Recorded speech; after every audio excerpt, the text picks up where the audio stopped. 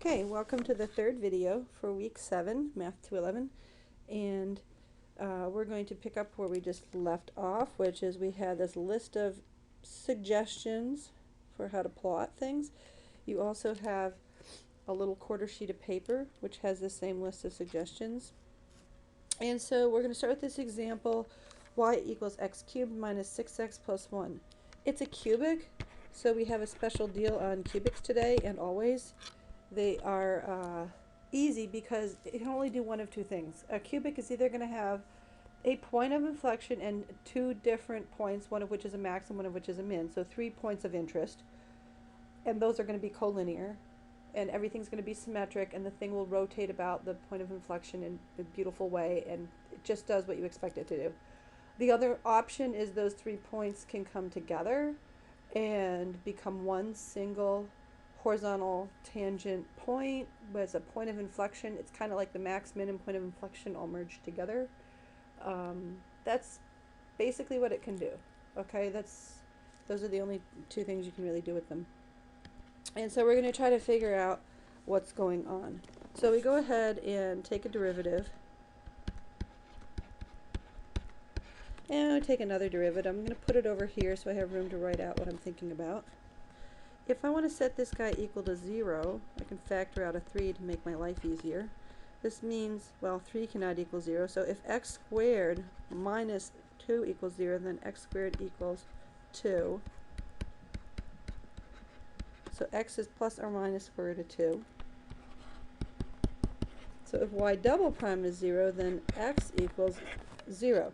So here are the only 3 points we're concerned about, and since we generated a set of 3 points, we know this has got to be the point of inflection, and these guys are the max and min points, but we still have to figure out which one is the max and which one is the min. We also have to figure out the y coordinates of these guys. So y at 0 is 1, so the point of inflection is 0, 1. Okay, that's good. Now, again, it's a cubic, so it's a special simplified situation here. Once we find the max and the min, what we mean is it's a local max and a local min. But the local min is going to be lower than the local max. So it'll be really easy once we figure out the y coordinates, which is which. So go ahead and calculate y at -2. So we want to cube, sorry, I meant negative square root of 2. We want to cube this guy. And then we're going to go minus 6 times minus square root of 2 and plus 1. How do we calculate that? Well, there's a trick here. The square root of 2 times square root of 2 is 2. And the minuses, who cares about? Those two cancel out. So we have 3 minuses, 1 remains. Okay? So the 2 square roots of 2 come out as a square root of 2, and we leave 1 square root of 2 in there. You see? It's harder to say than to do. But you see what happens? That the square root of 2, you see, it looks like this. Root 2, root 2, root 2 becomes 2, root 2. That's all that's happening. Okay? All right. So now we're going to deal with the second piece. Minus times minus is positive. So we actually get 4 root 2 plus 1. Now, the other one should be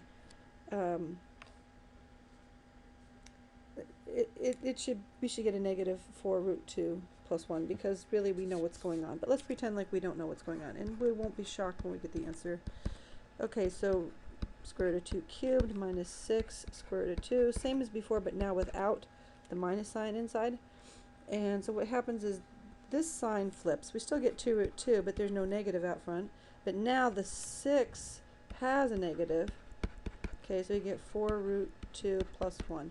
So minus 4 root 2 plus 1. So this is smaller, so this is going to be the local min and the local max. Okay, a lot of these things, again, I'm assuming, I'm highlighting everything in red that I'm specifically assuming because we have a cubic. All these things we can just take for granted because we're dealing with a cubic and it really has no other option. Okay? This problem has no endpoints. So I don't have to worry about this step over here where I said maybe we should calculate f of a and f of b. We don't have to because it just says plot me. It doesn't say plot me from -3 to 7 or anything like that. Okay? So what we need to do is collect up our point of inflection and we have a local max at 4 root 2 plus 1 is a max, and a local min is over here. Okay, so I'm going to cut this and move this to another page. Maybe it should be blue now. Okay, so I just want to plot this. Let's see, I've got, alright, now 0, 1 is going to be my point of inflection. And I don't know how big 4 root 2 is, but maybe it's like 6. Okay, so this is going to be roughly 7. And if that's negative 6 plus 1 is going to be approximately negative 5. Okay, so that's roughly what it's going to look like. So let's see, negative root 2 is like 1.4. So it's somewhere over here is going to be a max. And I told you that these guys are collinear. What does that mean? It means if I just took a line and draw it, the other guy has to be on the same line. So this is an artistic piece of advice. Alright, I want to go ahead and draw this. So I have a point of inflection here. And look, this cubic, it does not have a negative sign right there. So we know that it goes off to infinity like that. So we go back to this picture. We know that this guy has to go off to infinity, and so this cubic must look like that. Okay? Nothing to it. Very straightforward. Okay? Alright, so in a regular class, I then would say, you try the next one. So since you're on a video, what I want you to do is I'm going to set up, I'm going to give you the setup, and then I want you to pause the video and do the best you can, and then when you're happy with it, you come back to the video and then we see if we agree. Okay, so find and classify critical points of f of x equals x cubed, 1 minus x to the 4th, as max, min, or points of inflection. Okay, so time to stop the video. Okay, we're back again. So the cheap way, so I'm encouraging you to do it the cheap way using these quick plotting tools I showed you, is I want you to see that x cubed is going to look like this. So this component is going to look like that. Okay? And the other component, now here's a trick. 1 minus x to the 4th is the same as x minus 1 to the 4th. It really truly is the same. It just looks different. But we take this quantity and raise it to the 4th power. It can never be negative. Okay, that's the trick. Neither one of these can ever be negative because you're raising to the 4th power. So whether it's a positive or negative inside, you're going to get rid of that positive or negative real soon. So you can just swap that around, put it in the more standard format that you're used to seeing, and the root is at 1. Okay? That's where it is. Now, at 0, the value is going to be 1, but instead of like, this is what a parabola would look like. Okay, that's not what we want. We want it to be really, really flat. And so what I want you to imagine is somebody has a little drinking straw, and the little drinking straw is like right along this axis. So there's a teeny bit of wiggle room, but not much. And then this guy is some kind of plastic, a plastic tube of some sort that's more flexible.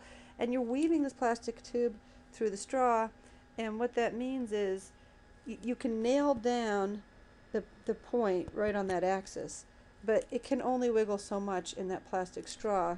The plastic straw is holding it down close to the axis right there. Okay, so it's stronger than just nailing down that point. You're nailing down the point, but you're making sure that it only has a little bit of wiggle room around that straw area. Okay, so that's a good picture of what these 2 points look like. And so we can just actually paste them together. Okay, we just paste them together, be very cognizant of what's happening at each point. And again, this guy does not have a negative out front, And even though it looks suspicious here, we realize that's strictly positive, right? So we know this guy is going to go off to positive infinity eventually. So let's go ahead and plot him that way. He's going off to positive infinity. This is very flat. But then what's happening? This guy has to turn around and come down kind of like that. Very weird looking. Now I'm going to move this guy over. I'm going to move this root over because it's kind of hard to see what I just did. Okay, I'm going to come down very flat, but I can't go through this point without turning around, but that's what polynomials are good at. Polynomials are good at turning around, getting flat, and coming back down. Okay? I guess I actually need to fix this plot. This plot is not that good. I want to show you that it's flat here. Okay, that's a better plot of x cubed. Okay, and so that's pretty much what it looks like. Right, so this is the cheap way to plot it. Now, let's go ahead and use calculus and see if we agree with our intuition. Okay, so we say f equals x cubed, x minus 1 to the 4th, take the derivative. All right, now, this is a product rule, but inside the product rule is the power rule. So one thing you can do is you can just save yourself a little bit of grief by first writing out what you know. Like, I'm going to use the product rule, so I'm going to write it out this way, so just showing where the product rule goes. So I can look with my eyes and say, okay, I did not mess up. I absolutely did not mess that up. Okay, let me double check. First times the derivative of the second plus the derivative of the first time the second. Good. Now I can go through and actually take care of the next stage, and I can verify that I'm doing the next stage correctly. Okay. If there weren't just x plus 1 in here, but like 2x squared or something like that, I'd have to worry about putting another term over here. But I don't have that going on, so I get off a little bit easy. You think it's not that easy, but you're really getting off easy because you didn't have some mess in here to multiply by yet another derivative. Okay, so over here we have 3x squared is the derivative of x cubed, and then x minus 1 to the 4th. Take a breath. Well, the problem is I have to find the zeros of this. But how can I find the zeros? Well, I look inside here and I notice that there's an x minus 1 cubed in both of these. Well, there's a 4th over here, but there's a common x minus 1 cubed is common to both pieces. I'm seeing in here a big plus sign. That's what I'm looking at. And now I want to figure out how I can factor out the x squared. Okay, I'm going to factor out the x squared, and it's going to leave a little bit of x over there. Okay, so I'm going to factor out x squared and x minus 1 cubed, because it's common to both of these components on either side of that plus sign. And the plus sign, I'll just leave it here, big in red so that you can see where it goes. Okay, now over here, x cubed, I factored out an x squared, but there's an x still left. And there's still a 4 left over from this piece, and then I keep moving. Okay, 3x squared. Okay, there's still a 3 left over, and there's an x minus 1 left over. Okay? So we recollect all these pieces. 4x plus 3x is 7x minus 1. That's something I can handle because I'm looking at these pieces, and f prime equals 0 if x equals 0, or if x equals 1, or, and this is a new one, if, oh, there's a 3 missing. I'm missing a 3. Sorry, thanks for reminding me. Or if 7x minus 3 equals 0, in that case 7x equals 3, or x equals 3 over 7. Okay? So these are the 3 possible things that can cause the first derivative to be 0, but we notice that up above, 2 of those guys were roots of the original function. So that's kind of interesting. Now we know that those roots are not just cross-throughs, but there's some kind of higher order root. They're doing something cool there. Okay, so we can put all these pieces together and plot this. But since we've already plotted it, I'm just going to look up above and say, does this make sense? Okay, so over here is x equals 0. Over here is x equals 1. And that other point that max was x equals 3 over 7. And you see, artistically, we drew that right in the middle, like x equals, say, 3.5 over 7. But it's really, that max is really at x equals 3 over 7. Well, it's okay. That's good enough, right? I mean, so what this is not going to tell you is how high this peak should go. I don't care how high that peak goes. But, you know, the more strength you put over here on the derivatives, or essentially the longer you make the little straws, the less time this guy is going to have to hump up and go back down again. Okay? This kind of does what you would think it does, and I guess that's pretty much all I wanted to say about that. In class, one of the things I did the other day was I showed people, if you're stuck in a situation and you have to classify a max, min, or point of inflection and you're not really sure what's going on, one thing you can do is just look to either side of the point. And I think I did this for 3 over 7. So what's 3 over 7? Let's just calculate 3 over 7. 3 over 7 is 0.42857, okay? So example, let's say try to classify x equals 3 over 7. So that's a pain, but we're going to do it. And the function is x cubed times x minus 1 to the 4th. Okay, so first let's see where this guy goes. We take this value and we go 0.4285. 0.42, let's make it 0.429. Okay, and we're going to raise that to the power of, where's my power of button? Okay, unfortunately I have to bump this up to get the exponent I need. There we go.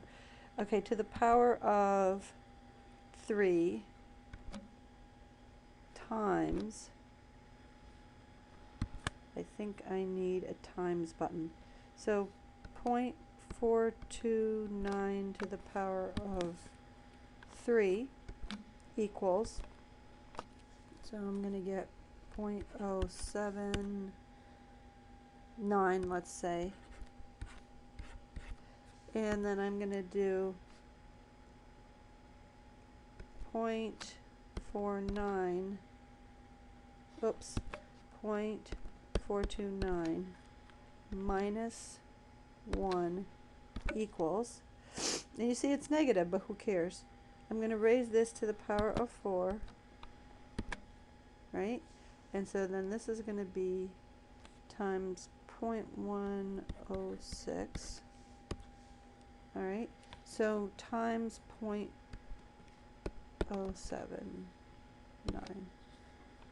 equals is 0.00839979. So it's obnoxious, 0.0084. Okay, you want to try to keep 2 digits here, 2 digits of accuracy, because what you're going to have to do is you're going to do this whole mess again, and then you're going to do it just to the left and just to the right. So let's see, we're going to say, let's find f of 0.41, and we're going to find f of 0.44. Hopefully those points will be far enough away. Okay, so we do this whole thing again. This doesn't seem to have a clear button, so I say times 0. So sorry about that. It's just the way it is. Okay, so I'm going to say 0.44 to the power of 3 equals, all right, and then I'm going to say times 0.44 minus 1 to the power of 4. That's 0.0084. See, we still don't even have enough information, so you know what? I'm going to move this point further away because we're still not far away to be getting a substantially different answer. So we'll just try this again. Times 0 equals, okay. So we have 0.46 to the power of 3 equals times 0.46 to the power of, I messed this up. Let me try this again. 0.46 to the power of 3 equals times 1 minus 0.46. It doesn't matter if I flip it. Okay, to the power of 4 equals, okay, 0.0083. I'm not even convinced that that's far enough away to give me any information. Let's see what's happening at 0.41 and see if we need to adjust our strategy. 0.41 to the power of 3 times 1 minus 0.43 to the power of 4 equals 0.0073. I'm happy that 0.41 is far enough away from 0.43, but somehow this guy is not looking like he's far enough away. Sometimes that happens with polynomials. Let's just bump this up a little further, 0.49, see if that's good enough. Okay, 0.49 to the power of 3. This is very tedious, isn't it?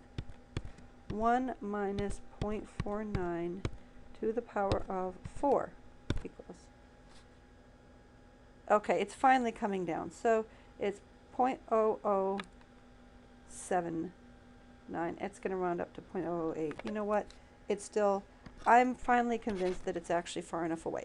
So what's happening is this guy has to be a local max. And what this is telling us, because you see this guy is smaller and this guy is smaller, so the max is 0.0084. So what's happening is these roots over here are so incredibly strong that probably the way I drew this is a little bit exaggerated. So this probably actually just comes up a teeny bit and you can't even see it. So it probably looks very, very flat along here, and you probably can't even see it without zooming far in. So this is probably closer to what the curve looks like. Okay? That's what it's telling us. It's really, really flat there. Okay, it is time to stop this video.